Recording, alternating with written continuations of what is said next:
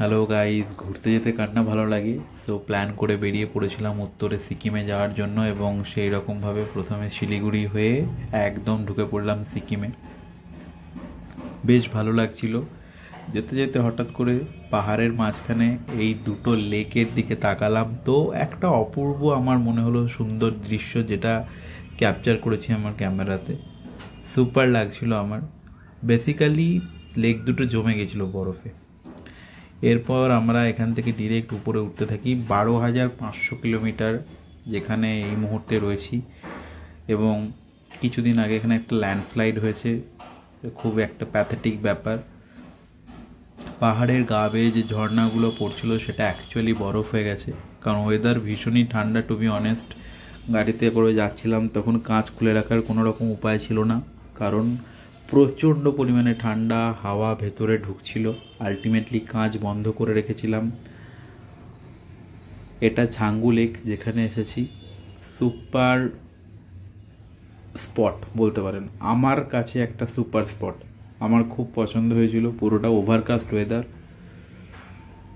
এবং যেহেতু পুরো পাহাড়টা বরফে ঢাকা এবং ছাঙ্গু লেকটা তখনও জমেনি, দেখতে অপূর্ব সুন্দর লাগছিল। টোটালটা হেজি ওয়েদার ছিল একদম।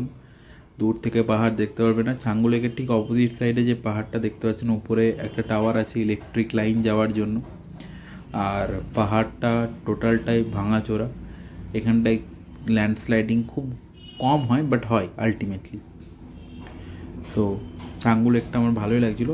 আশেপাশে যে সমস্ত আপনি দেখতে পাচ্ছেন ঘাসটা, সেগুলো সবুজ নয়, এগুলো টোটালটাই ব্রাউনিশ কালার হয়ে গেছে, কারণ এখানে ওয়েদারটাই খুব চরম।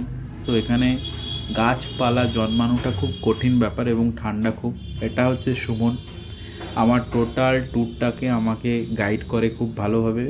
স্পেশালি আমার বন্ধু ওই ট্যুরটাতে আমাকে খুব হেল্প করেছিল, এবং থ্যাঙ্কস টু সুমন যে আমাকে এত সুন্দরভাবে এই ট্রিপটাতে গাইড করেছে। আলটিমেটলি এতটাই পরিমাণে ঠান্ডা ছিল যে ওখানে অ্যাকচুয়ালি আমরা যে মুখ খুলে রাখবো, সো এরকমও মানে ওয়েদার কন্ডিশন ছিল না। ওয়েদারটা খুবই অস্বাভাবিক ছিল। এটা হচ্ছে নাথুলা পাস, যেটা চাইনিজ ইন্ডিয়ান বর্ডার। সো ঠিক অপোজিটে তিব্বত রয়েছে, চায়না অকুপাইড তিব্বত আমি পার্সোনালি বলি। সো একদম অপোজিট সাইডে চাইনিজ মিলিটারি আছে। যে পাহাড়টা দেখলেন সেই পাহাড়ের ঠিক অপোজিটে চাইনিজ মিলিটারি আছে, ওটা বেস ক্যাম্প উপরে একদম। এবং এখান দিয়ে রাস্তা গেছে, এখানে গাড়ি পার্কিংয়ের জায়গা আছে। আমরা স্ট্রেট ফরওয়ার্ড ওখান দিয়ে উঠতে হয়, উঠে ওখানে আপনার গাড়ি পার্কিং করে ডিরেক্ট চলে যায়। এটা 14,500 মিটার উপরে, যেখানে অক্সিজেন লেভেল খুবই কম এবং খুব ডেঞ্জারাস একটা জায়গা। আমি দুবার পড়ে গেছি অলরেডি এখানে, ঠিক আছে। খুব সাবধানে আসবেন যারাই সিকিমে ঘুরতে যাবেন। তো ওখান থেকে আসার পর আমি আমার গাড়ির কাছাকাছি আসি। আমার এতটাই ঠান্ডা লাগছিলো যে আমি যে মুখটা খুলে রেখেছিলাম, কি বলবো, আমার এতটা ঠান্ডা লাগছিলো কল্পনারও বাইরে। আমি পারছিলাম না আলটিমেটলি লাস্ট অবধি। কিন্তু সত্যি কথা বলতে এই যে সৌন্দর্যটা, এটা একটা অস্বাভাবিক সুন্দর সৌন্দর্য। যখন আমরা উপরে যাই অ্যাকচুয়ালি ওয়েদার খারাপ হতে থাকে, দেখতে থাকবেন উপরে একটা কালো মেঘ আসতে থাকে, এবং কন্টিনিউয়াসলি আস্তে আস্তে ওভারকাস্ট ওয়েদারটা আরও বেশি পরিমাণে হতে থাকে, মেঘ আরও বাড়তে থাকে।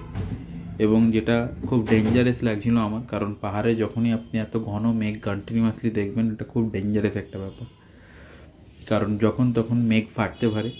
সামনে যে ভিডিওটা দেখাবো সেখানে আমি দেখাবো কীরকমভাবে আমাদের সঙ্গে একটা দুর্ঘটনা ঘটতে ঘটতে আমরা বেঁচেছি, মানে একটা খুবই অস্বাভাবিক দুর্ঘটনা। সো আলটিমেটলি আমরা জাস্ট তিব্বত বর্ডারের এখান থেকে কিছুটা ভিডিও আপনাদের দেখাচ্ছে, নিচে গাড়ি পার্কিং আছে। সো আমরা একদম ফিরবো এরকম টাইমে আমরা রেডি হয়েছি, এবং গাড়ি করে নিচের দিকে আসার জন্য সম্পূর্ণভাবে প্রস্তুত। কিন্তু নিচের দিকে আসার পথে আমরা ভেবেছিলাম যে আমরা আর একটা স্পট যাব, দুর্ভাগ্যক্রমে সেটা হয়ে ওঠেনি।